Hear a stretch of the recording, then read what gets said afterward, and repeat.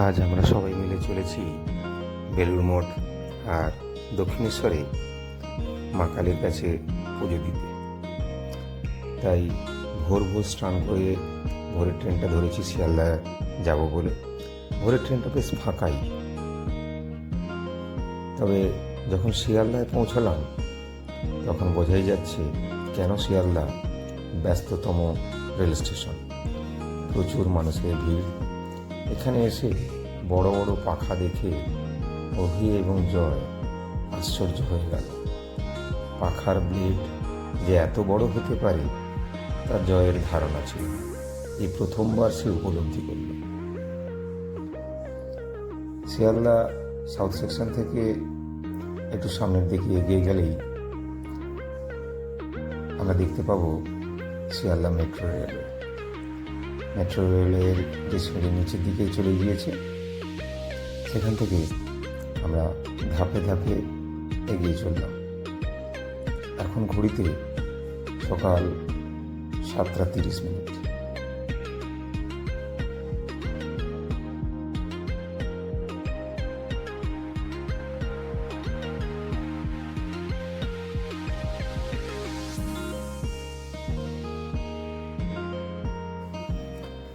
শিয়ালদা থেকে আমরা দক্ষিণেশ্বরের মেট্রো টিকিট কেটে নিলাম। শিয়ালদা থেকে দক্ষিণেশ্বর পার হেড 30 টাকা। জয়ের জন্য আমরা টিকিট কেটে নিলাম। প্রতিটি টিকিটে একটা কিউআর কোড রয়েছে। সেই কিউআর কোড এই ক্যামেরার সামনে ধরলেই মেট্রোর দরজা খুলে যাবে। তবে টিকিটটা ফেলে দিলে চলবে না, আবার বেরোনোর সময় এই টিকিটের কিউআর কোডটা দেখাতে হবে। টিকিটটা কিন্তু যত্ন সহকারে রেখেই দিতে হবে নিজের কাছে। গেট থেকে বেরিয়ে চলমান সিঁড়ি ধরে আমরা আরও অনেকটা মাটির নিচে পৌঁছে গেলাম। এই জন্যই এর নাম পাতাল রেল। হ্যাঁ, জয় এবং অভি দুজনেই দু ভাই আজ প্রথমবার পাতাল রেলে চড়বে। ছোটবেলায় যখন আমিও প্রথমবার চড়েছিলাম তখন সে আনন্দ চোখে দেখার মতো। আজকে আমার সেই ছোটবেলার দিনগুলোর কথা মনে পড়ে যাচ্ছে। এদের দু ভাইয়ের চোখে মুখে আনন্দ, কৌতূহল। বেশিক্ষণ অপেক্ষা করতে হলো না, ট্রেন চলে এলো। জয় এখন অপেক্ষায় আছে গেট কিভাবে খোলে। এই গেট খুলে গেল, আমরা সবাই প্রবেশ করলাম। জয় তো খুব খুশি, আনন্দে সে নাচতে শুরু করে দিল।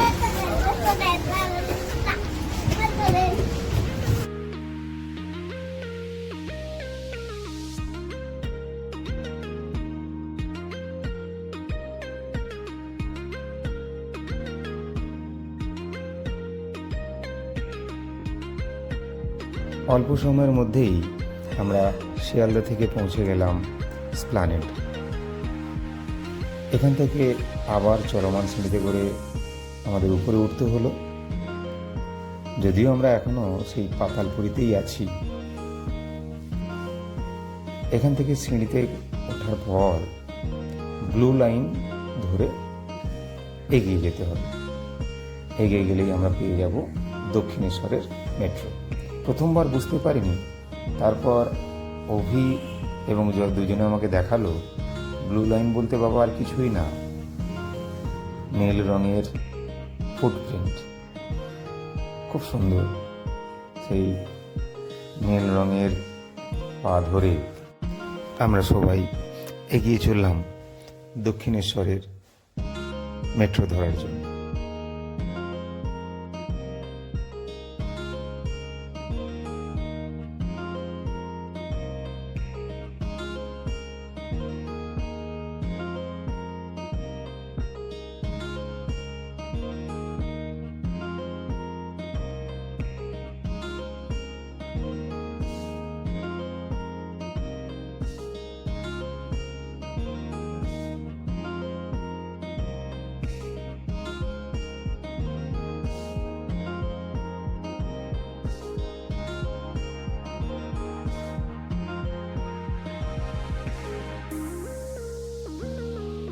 আমরা ধর্মতলা থেকে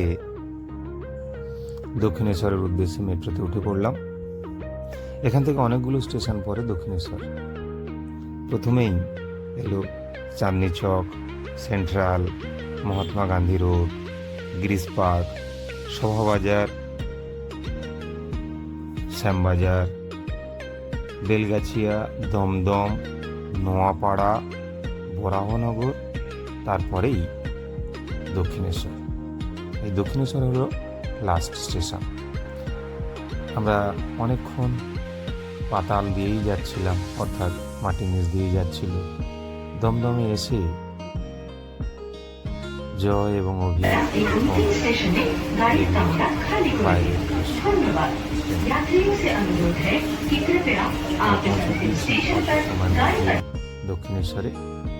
দক্ষিণেশ্বর থেকে নামার পর সামনের দিক, অর্থাৎ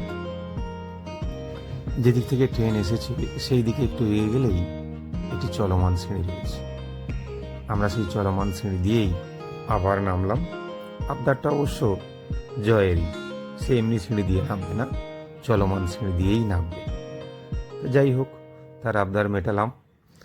দক্ষিণেশ্বর যে মেট্রো রেলওয়ে, সেটাও খুব সুন্দর, সাজানো গাছানো, পরিপাটি, পরিষ্কার পরিচ্ছন্ন।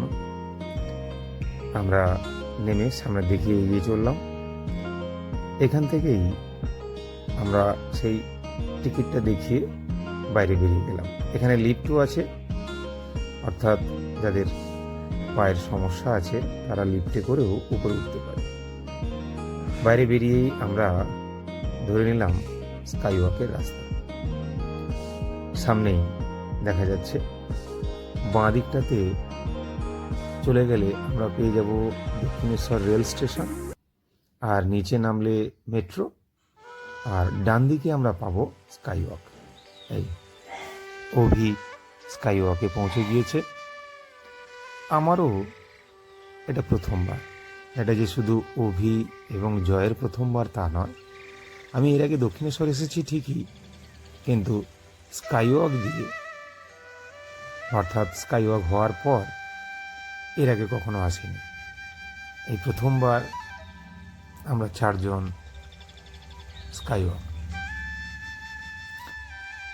খুব ভালো অনুভূতি। 2-4টে ফটো তোলার পর আমরা সামনের দিকে এগিয়ে চললাম।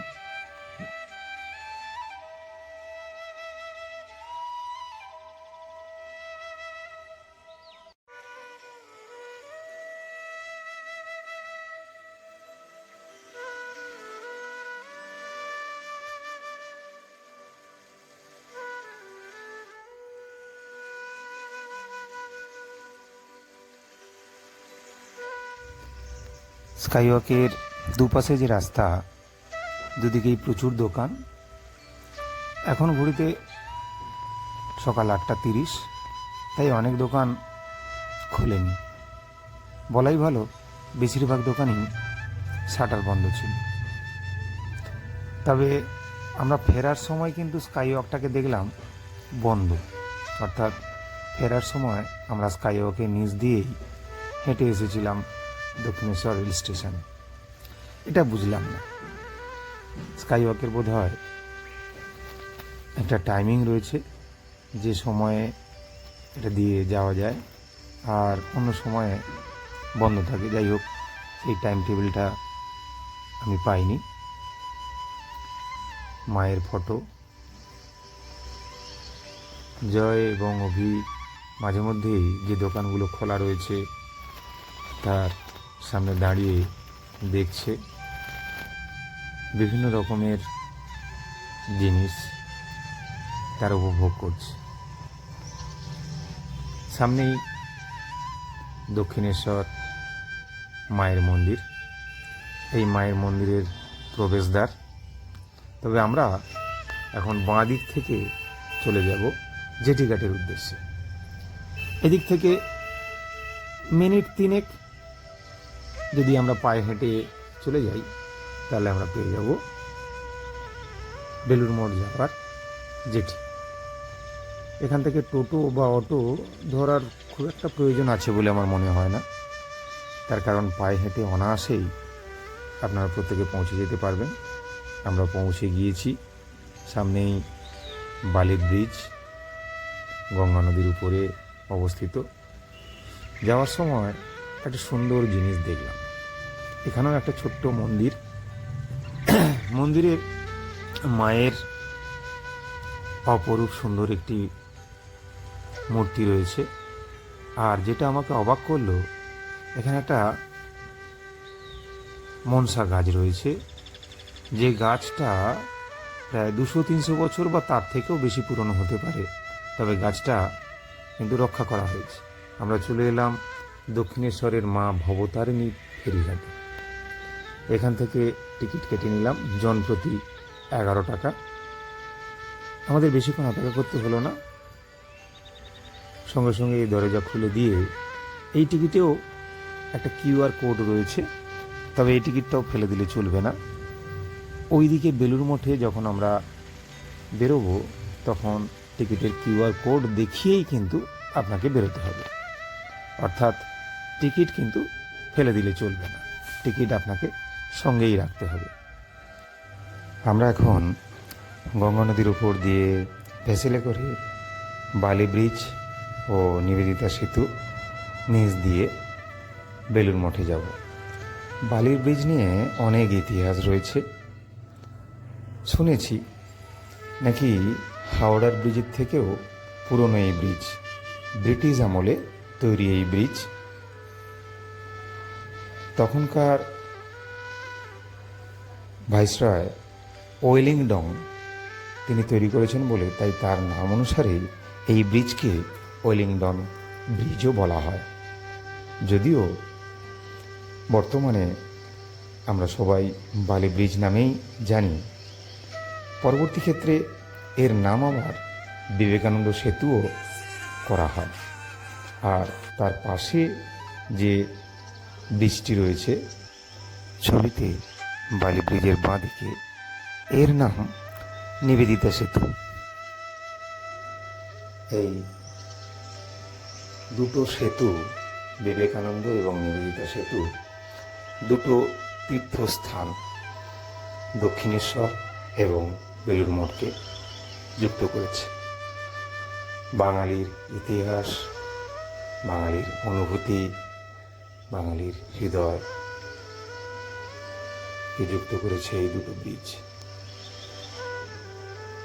আমরা গঙ্গার উপর দিয়ে পৌঁছে গিয়েছি বেলুড় মঠ ফেরিঘাটে। এবারে আমরা নামবো ফ্যাসিল থেকে।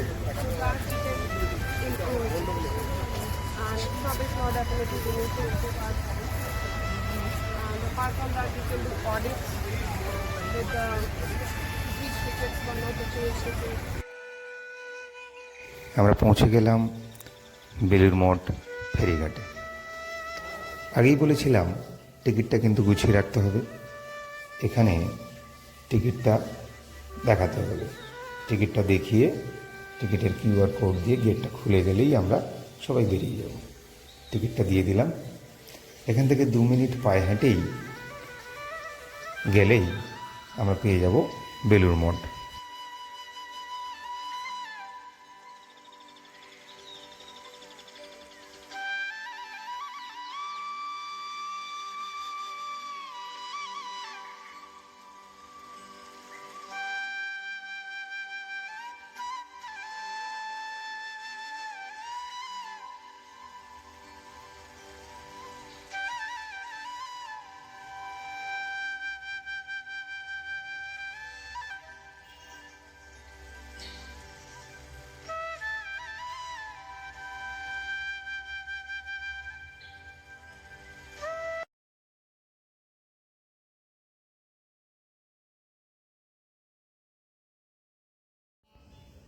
বেলুড় মঠ ফেরিঘাট থেকে মাত্র 2 মিনিটের হাঁটা পথে আমরা পৌঁছে গেলাম আনন্দ ভবন গেস্ট হাউসে। আমাদের ডান দিকে আনন্দ ভবন গেস্ট হাউস। এই রাস্তা ধরেই মিনিটখানেক হাঁটলেই আমরা পৌঁছে যাব বেলুড় মঠে মেন গেটে। খুব শান্ত নিস্তব্ধ পরিবেশ, মন জুড়িয়ে গেল। মনের সমস্ত চঞ্চলতা যেন কোথায় হারিয়ে গেল।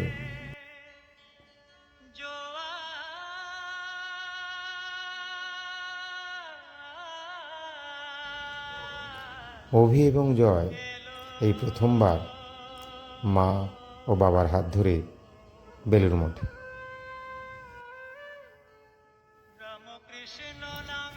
আমাদের সামনেই শ্রীরামকৃষ্ণ মন্দির। এই মন্দিরের গর্ভগৃহেই ভগবান শ্রীরামকৃষ্ণদেবের পূত ভস্মাস্থি এবং মর্মর মূর্তি প্রতিষ্ঠিত আছে।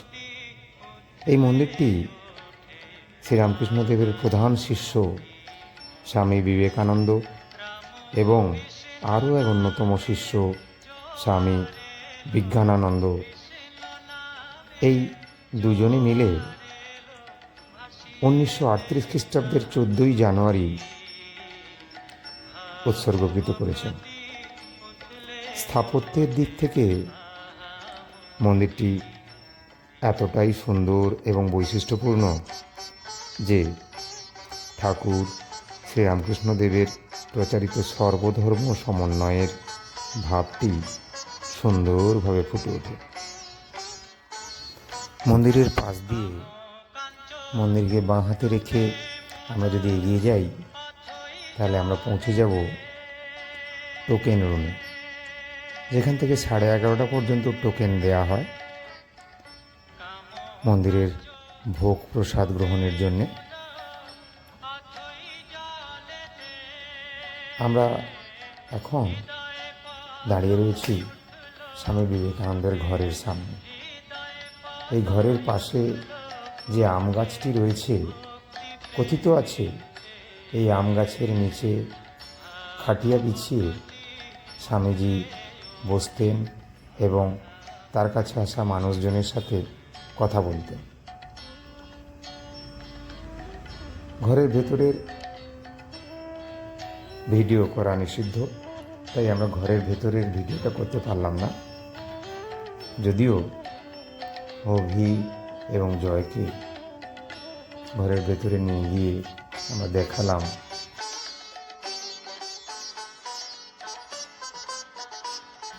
স্বামীজির ঘরের সামনে দিয়ে, অর্থাৎ আম গাছটির পাশ দিয়ে আমরা যদি একটা সিঁড়ি দিয়ে উপরে উঠে যাই তাহলে আমরা পাবো বেলুড় মঠের পুরনো মন্দির। আর স্বামী বিবেকানন্দের যে ঘরটি রয়েছে সেই ঘরের পাশ দিয়েই আমরা সোজা চলে গেলে পৌঁছে যাব প্রসাদ কক্ষে। এই যে ঘরটি দেখা যাচ্ছে, এই ঘরের দোতলায় স্বামীজি থাকতেন। আর তার ঘরের পাশ দিয়ে প্রসাদ কক্ষ। আমরা প্রসাদ কক্ষে যাওয়ার আগে গঙ্গার ধারে বেলুড় মঠে যে ফুলের বাহার তা একটু উপলব্ধি করলাম।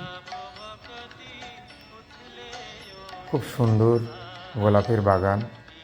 শুধু যে এখানে ফুলই আছে তা নয়, তার পাশাপাশি দেখলাম গঙ্গার ধার ধরে লম্বা করে সবজির বাগানও আছে। গাজর, বিট, বিন কড়াই, বেগুন, আরও অনেক রকম সবজির গাছ দেখলাম। এখানে একটা সুন্দর ফুলের গাছ, যে ফুলটা স্বামীজির রুমে স্বামীজির ফটোর সামনে দেওয়া ছিল। ভক্তরা ভোগ নিয়ে গেটের মধ্যে প্রবেশ করছে। এবার আমরাও লাইন করে ধীরে ধীরে গেটের মধ্যে প্রবেশ করছি। অসাধারণ একটা মনোরম পরিবেশ, না এলে সত্যি অনুভব করতে পারতাম না। এর আগে যদিও এসেছি, কিন্তু তবুও বারবার আসতে ইচ্ছে করে। গঙ্গার ধারে কি সুন্দর ফুলের বাগান। আমরা এগিয়ে চলেছি প্রসাদ হলের দিকে। কত বড় বড় গোলাপ গাছ, প্রসাদ হলে প্রবেশ করার আগে ডান দিকে হাত ধুয়ে নেওয়ার ব্যবস্থা রয়েছে। আমরা হাত ধুয়ে সবাই মিলে ভোগের উদ্দেশ্যে সামনের দিকে এগিয়ে চলেছি।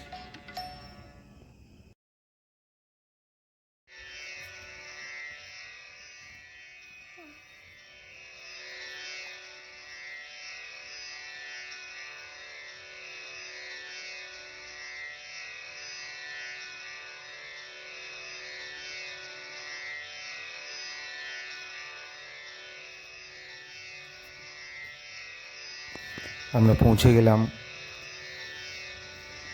প্রসাদ কক্ষের সামনে। এই সামনের গেট দিয়েই প্রবেশ করব। তার আগে এখানে প্রসাধন রুম রয়েছে।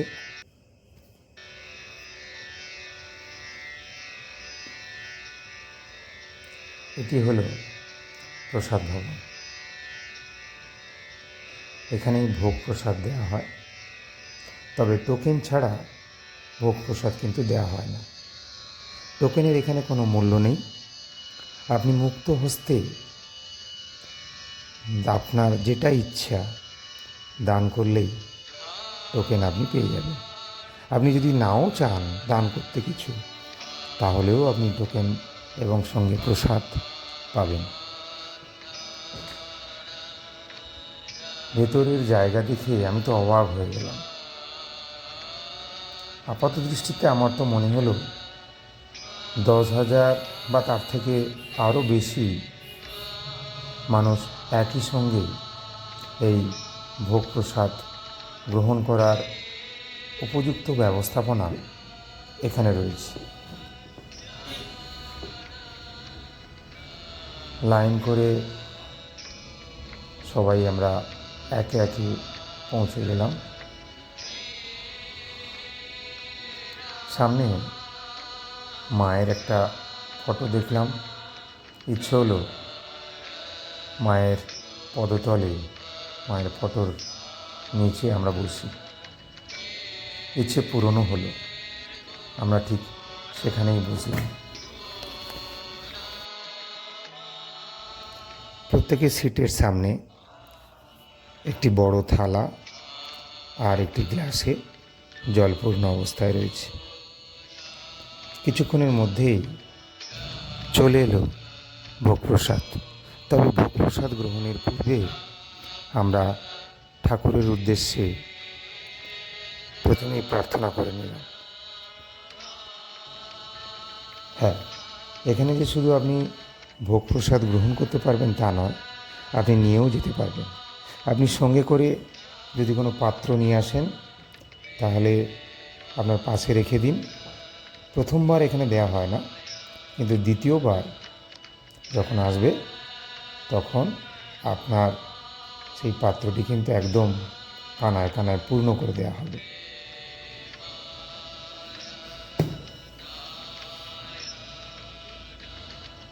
অপূর্ব স্বাদ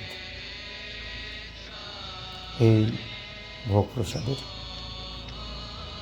যার তুলনা করা যায় না। খেয়ে মন এবং প্রাণ দুটো একই সঙ্গে ভরে গেল। জয় অবশ্য চাটনি আর পায়েস সঙ্গে মিষ্টি তার মন ভরিয়ে দিল।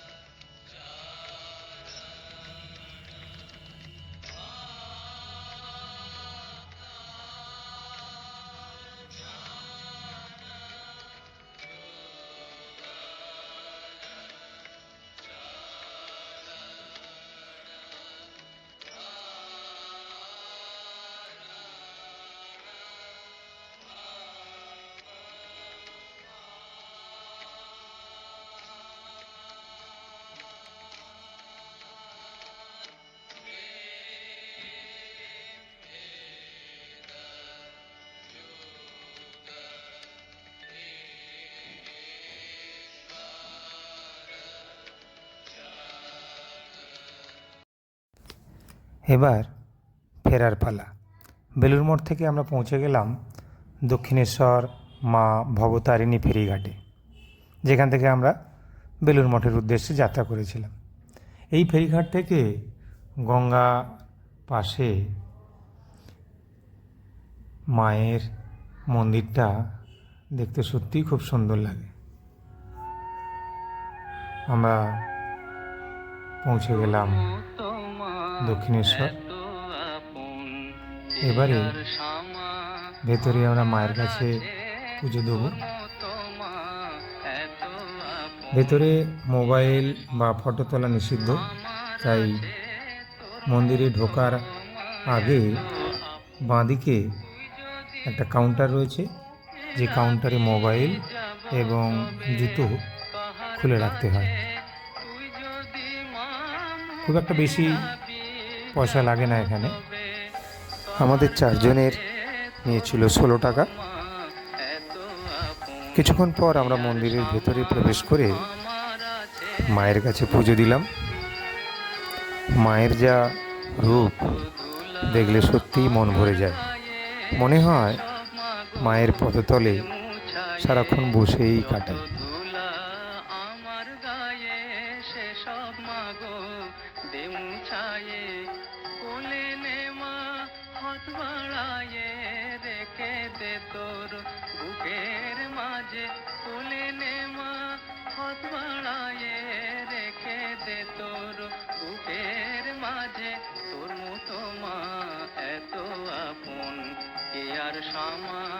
আমার আছে সুখে দুঃখে দিনে রাতে, মা তুই আমার থাকে সাথে। সুখে দুঃখে দিনে রাতে, মা তুই আমার থাকে সাথে। স্নেহ শীতল ফুল যে আমার তপ্ত পরাণ কেবল যাচে।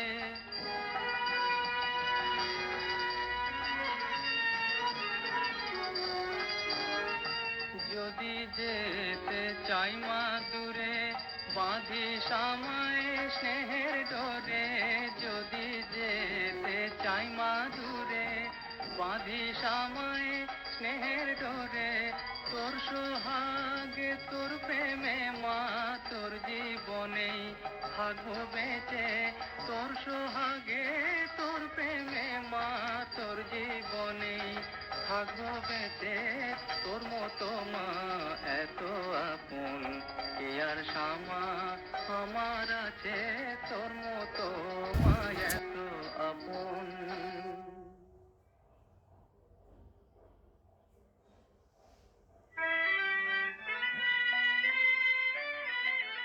মনে দিবা সোনা শ্যামা, শোন মা সবাসনা বলি। মনে দিবা সোনা শ্যামা, শোন মা সবাসনা বলি। অন্তিম কালে জিহ্বা যেন বলতে পায় মা কালী কালী। অন্তিম কালে জিহ্বা যেন বলতে পায় মা কালী কালী। হৃদয় মাঝে উদয় হয় মা করবে যখন অন্তর্জলি। মনে দিবা সোনা শ্যামা।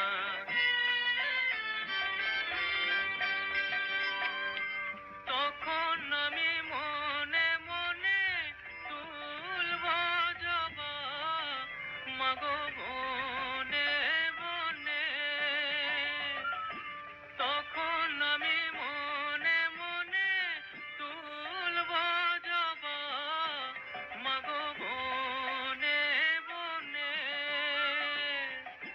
মিশায়ে ভক্তি চন্দনে, মিশায়ে ভক্তি চন্দনে, ওই পদে দিব পুষ্পাঞ্জলি। শোন মা সবাসনা বলি, মনে দিবা সোনা শ্যামা।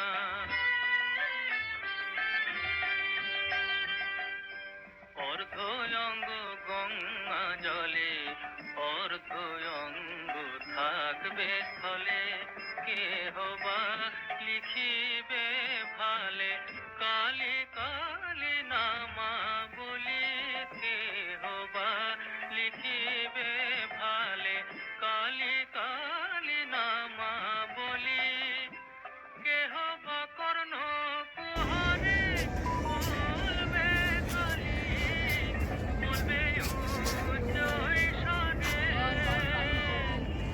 কেহ বলবে হরে হরে কেহ বলবে হরে হরে হরে করে দিয়ে তালি শোন মা সবাসনা বলি মনে দিবাসনা শ্যামা শোন মা সবাসনা বলি মনে দিবাসনা শ্যামা। প্রেম যদি দিলে মাগো এই অন্তরে, ক্রোধ কেন দিলে আবার তাহারে ভেতরে? প্রেম যদি দিলে মাগো এই অন্তরে, ক্রোধ কেন দিলে আবার তাহারে ভেতরে? হাসতে যারে শিখাইলে, কাঁদতে তারে কেন দিলে? কারে তরে ও কালতি করছো জীবন ভরে? আমার জানতে ইচ্ছে করে মাগো, জানতে ইচ্ছে করে আমার, জানতে ইচ্ছে করে মাগো, জানতে ইচ্ছে করে।